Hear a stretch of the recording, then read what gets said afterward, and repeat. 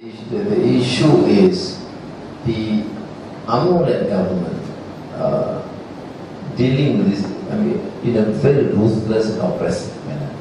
Look at the way they handle Islam. Every single minor technical point is being used. It's not only Teo Beng Ho. Now every division head, every adun being investigated, and huge problems about some technical issues have to be explained. You spend hours with the MACC.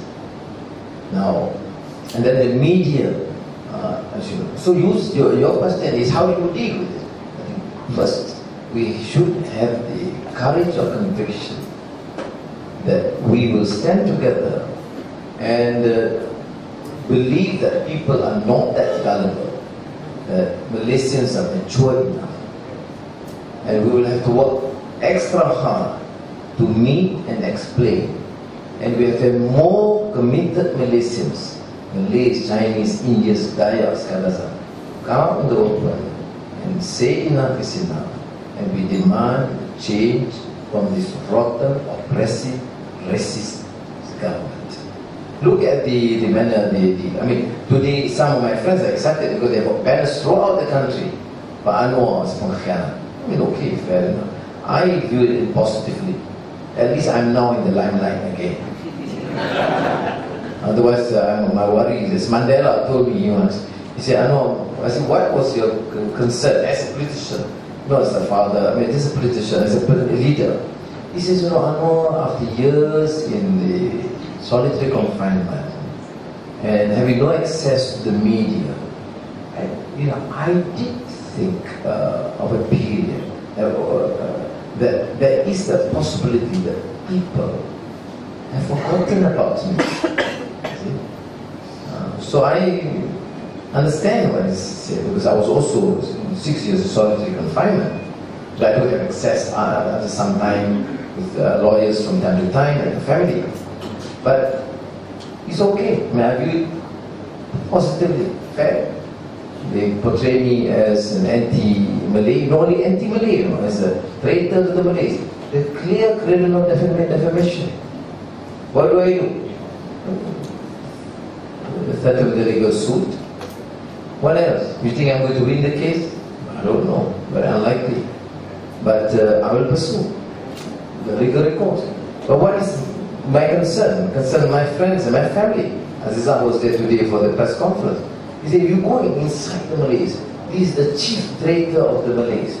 From time immemorial, this is the person who will destroy the Malays.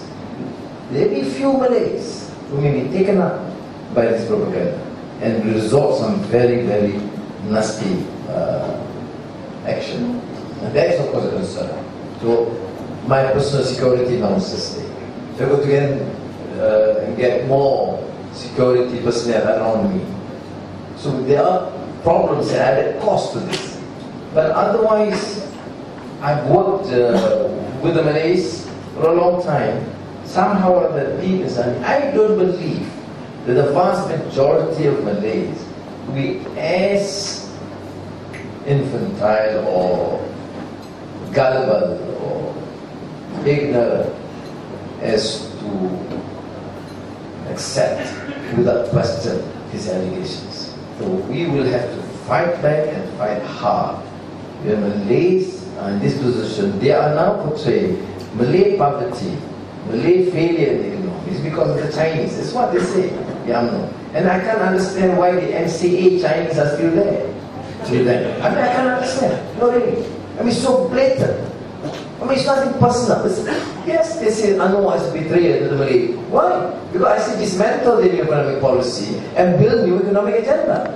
Malaysian economic agenda for all. For Malays, Chinese, Indians. I'm not saying, I'm not suggesting that just do away with the new economic policy and condemn the Malays. No. I say help the marginalized and the poor. But the economic policy is obsolete. We have lost competitiveness. We have to move on. Okay? Now, with the Chinese and the Indians, so of course supportive, because they say, look, Anwar taking this position. Probably not many Malays have the courage to do that. I thought about it. Many of my people within Kalinan says Anwar a bit too too radical, and the Malays may not be ready. I mean, to be fair, why make it young? Would support that, but still to me, are you sure? You know, he's concerned about my credibility. How far can I push this agenda forward? But I do it because I'm convinced it is best for the country and also best for the Malays. Affirmative action, yes, based on need, not based on race. Jacob Zuma, the president of South Africa, asked me this question and asked me to give some notes. Why I say affirmative action based on need, not on race? Because the blacks suffered for far too long. When you use that same nuclear policy of UMNO, then you will have massive problems of cronyism, of corruption, etc. And people say, oh, Anwar, now you're saying that. But you know, I give this example. When I campaigned for Nurul Izzah Lebah Pantai, I said, this young girl did well in her studies, accepted University Petroleum in Toronto. And then I went to register. You know, I'm some crazy animal myself. Because it's a personal thing, I drove my old car, and got Aziza and the whole family in the car. But of course, there's a security team following, because I was at the Prime Minister. So I went for the registration. Visa, binti Anwar, okay, Bapak A, semua kena tahu. Okay, so Petronas kata, okay, terima kasih tu. Dah tahu, okay. Bayar macam mana? Oh, tak bayar. You don't need to pay anything. Why? Because she the Petronas scholarship. Saya thank you. Tapi dia kata, I nak pergi keuangan, timbalan Perdana Menteri. How do I accept this scholarship? No, it's automatic. No, really. We did not apply. Automatically given. But I then said, no, I do think this guy Azizan said, no, terima kasih banyak, but I bawa 40 checkbook, saya kata, okay, I'll sign this, dia masuk ke RM6,000 sebab kalau ada sign. Dia tak boleh apa? Tak boleh dia kata tu, yang amat berhormat, don't forget. Tak ada punya yang amat berhormat ni. Dia kata yang amat berhormat, saya tak boleh terima. I said, why? Dia kata, I don't understand. She is entitled and therefore we could accept him. I said, you go and talk to your superiors now and you send the check now. What would they pay? They call immediately, okay, then I pay. I tell you, thank you, my lucky star. I tell you. And I accepted the scholarship, oh yeah, yeah. And there was 96, yeah. So I mean, in a small way, I had that, which is not there. Mahathir accepted scholarship for his children. Of course, $1 billion was for the son in bailouts. That's why he's still very angry with me. You know? I've forgiven him 3 times. He's still angry with me. So somebody, when I was giving a lecture in Jeddah, somebody was saying, this is interesting, you know. Who puts you into jail? You put Mahathir into jail or Mahathir put you into jail? I said, why? Because you seem to be more relaxed and you're joking about him, you're forgiven him. He's still angry against you. Poor old man. Anyway.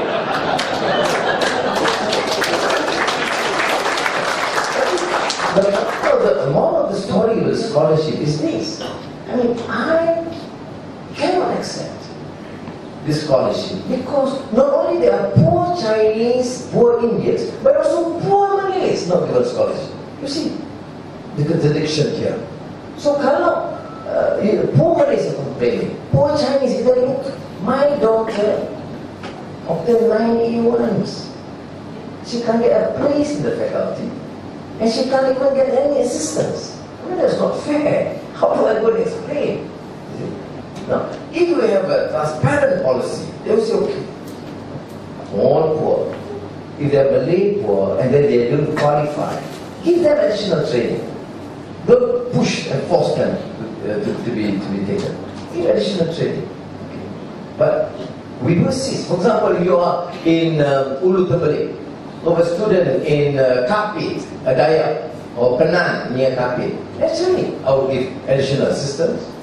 Okay, additional 1 year, intensive training, resit for the exams before being admitted. And that is called affirmative action. But what is happening in the new economic policy, in the Bumi Putra policy, which we can view, is that you automatically award children of unknown leaders and their cronies. And this must change. Just because I do that, it does not mean I betray the cause of the Malays. Because I do not compromise on the need and the principle of distributive justice. You can't talk about growth, about impressive statistics, if you don't care about the problems of the poor and the marginalized.